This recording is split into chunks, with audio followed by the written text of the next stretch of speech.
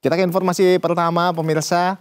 Kali ini ada kebakaran yang melanda sejumlah rumah di permukiman padat penduduk Jalan Kutilang, Bukit Duri, Jakarta Selatan pada Sabtu pagi. Belasan unit mobil damkar dikerahkan ke lokasi untuk melakukan proses pemadaman.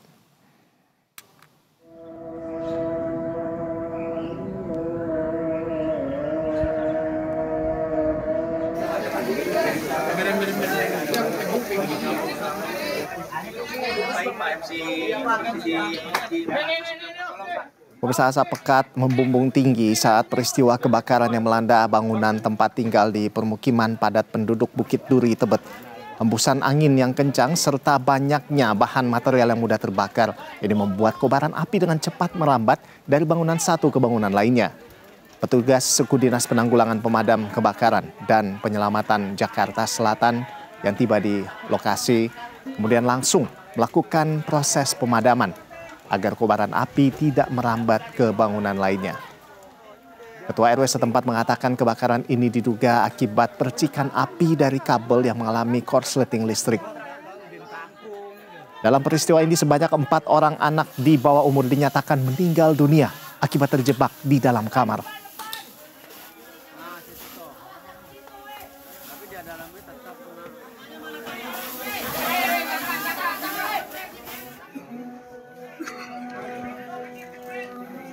Udah dewasa udah atuh. Udah coklat masukin aja 2. Mak tadi udah gua infoin.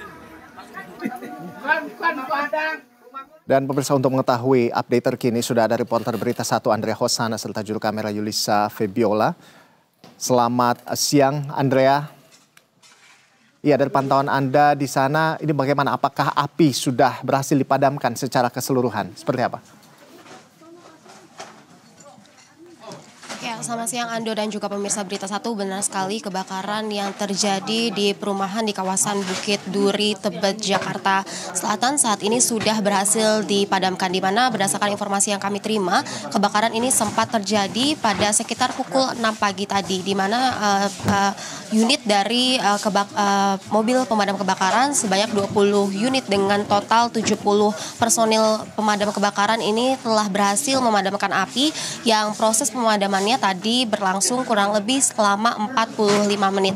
Dan saat ini yang dapat kami tunjukkan kepada Anda adalah di belakang saya saat ini warga sedang membantu untuk membersihkan sisa-sisa dari puing kebakaran, di mana juga telah diberikan garis polisi untuk mengamankan dari lokasi atau TKP kebakaran Ando dan juga pemirsa Berita 1. Dan tadi juga Ketua RW 1 di daerah ini menyebutkan bahwa awal mula kejadian kebakaran ini terjadi akibat adanya percikan dari kabel listrik, di mana kemudian kabel listrik tersebut menyambar ke dalam rumah, yang mana di dalam rumah tersebut juga terdapat kendaraan bermotor begitu, sehingga proses dari kebakaran ini cukup cepat terjadi. Ando. Ya, Andrea, lalu terkait dengan ada yang terjebak begitu ya di dalam rumah begitu, 2 orang yang terjebak dalam rumah, ini nasibnya seperti apa dari informasi yang Anda dapatkan?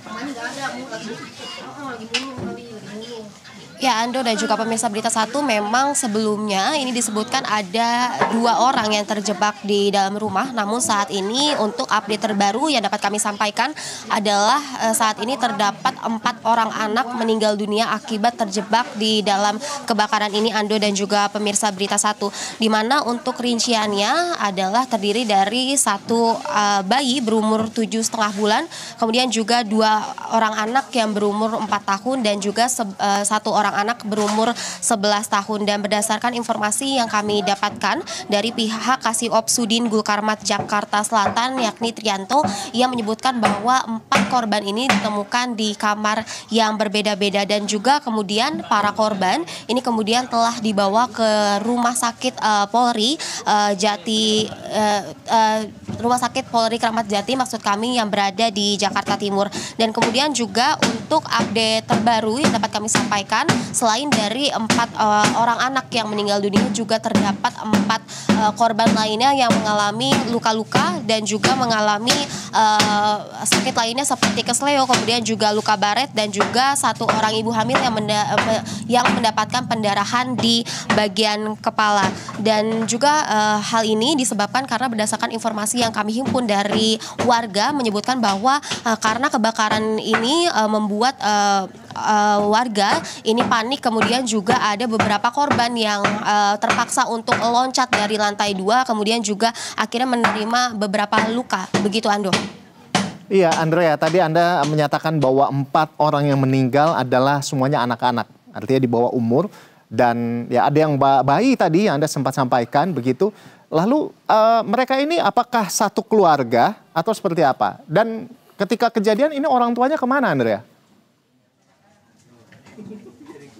Ya, Ando dan juga pemirsa Berita Satu yang dapat kami sampaikan bahwa memang kondisi dari bangunan ini merupakan satu bangunan yang dibagi menjadi 2 lantai, dan kemudian juga warga menyebut bahwa bangunan ini dijadikan kos-kosan sehingga ada sekitar 10 kakak yang tinggal di dalam satu bangunan ini, Ando dan juga pemirsa Berita Satu. Dan berdasarkan tadi keterangan dari pihak Damkar juga menyebutkan bahwa memang korban ini ditemukan di lokasi yang berbeda-beda atau di kamar berbeda-beda, dan berdasarkan info yang kami terima dari warga ini menyebutkan bahwa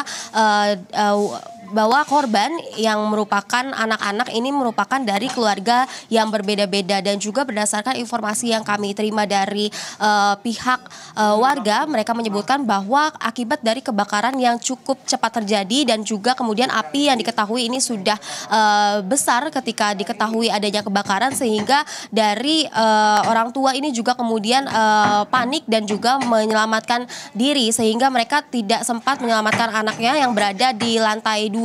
Kemudian juga tadi salah seorang warga menyebutkan adalah 1 orang ibu tadi juga sempat pingsan sehingga suaminya ini menyelamatkan istrinya terlebih dahulu. Kemudian ketika ingin masuk ke dalam rumah ini tidak dapat masuk kembali karena asap yang sudah banyak begitu di dalam ruangan, dan juga api yang sudah cukup membesar, Ando. Jangan kasih masuk dulu. Baik, Andrea.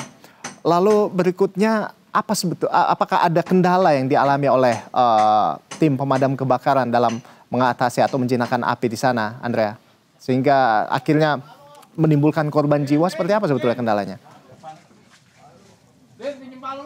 Ya, Ando dan juga pemirsa Berita Satu yang dapat kami sampaikan bahwa memang lokasi dari pemukiman warga ini cukup padat penduduk, sehingga memang dari satu rumah ke rumah lainnya ini cukup berdempetan. Bahkan kalau ada gang pun, Ando, ini yang seperti yang tadi sudah kami tunjukkan, ini jaraknya tidak mencapai 1 kilometer atau 1 meter, bahkan ini hanya 50 cm saja, Ando. Sehingga memang jaraknya ini cukup berdempetan, dan juga berdasarkan penelusuran kami tadi saat mau menuju lokasi, memang dari jalan raya menuju ke titik kebakaran ini cukup jauh, sekitar 1 kilometer, sehingga memang mobil pemadam kebakaran ini tidak dapat langsung masuk ke dalam pemukiman warga, sehingga dari pemadam kebakaran sendiri pun ini harus menarik selang untuk berusaha untuk mematikan api menggunakan selang air yang cukup panjang tadi kalau kami lihat dari jarak posisi mobil pemadam kebakaran menuju lokasi kebakaran ini, Ando dan juga pemirsa. Kemudian juga yang dapat kami sampaikan adalah lokasi dari rumah yang terbakar ini juga didominasi oleh kayu-kayu dan juga kemudian triplek, dan dapat kami sampaikan bahwa bangunan ini bukan merupakan bangunan permanen, namun merupakan bangunan semi permanen, sehingga dari bahan-bahan yang digunakan pun ini cukup mudah untuk terbakar, dan juga ini menjadi salah satu penyebab mengapa api ini cukup cepat untuk menyambar. Begitu, Ando. Iya, baik, Andrea, tadi Anda sudah sampaikan bahwa jenazah kira kemudian sudah dievakuasi ke Rumah Sakit Polri untuk dilakukan proses identifikasi. Nah, dari informasi yang Anda dapatkan, apakah sudah ada keterangan dari pihak kepolisian terkait dengan identifikasi ini? Ya, Ando dan juga pemirsa Berita Satu, memang belum ada hasil dari identifikasi yang kami peroleh dari pihak Rumah Sakit RS Polri. Namun memang sebelumnya sudah dipantau dan juga sudah dicatat oleh warga siapa-siapa saja yang menjadi korban dari kebakaran yang sebelumnya sudah saya sebutkan, yang terdiri dari 1 balita dan juga 3 anak-anak, dan nama-nama yang menjadi korban pun ini sudah diketahui, namun memang tidak dapat kami sebutkan satu persatu, Ando, karena mengingat juga dari korban ini merupakan anak di bawah umur. Demikian, Ando, yang dapat kami sampaikan. Kembali ke studio. Baik, terima kasih Andrea atas laporan Anda bersama dengan juru kamera Yulisa Febiola. Selamat bertugas kembali, tetap jaga keselamatan juga di sana.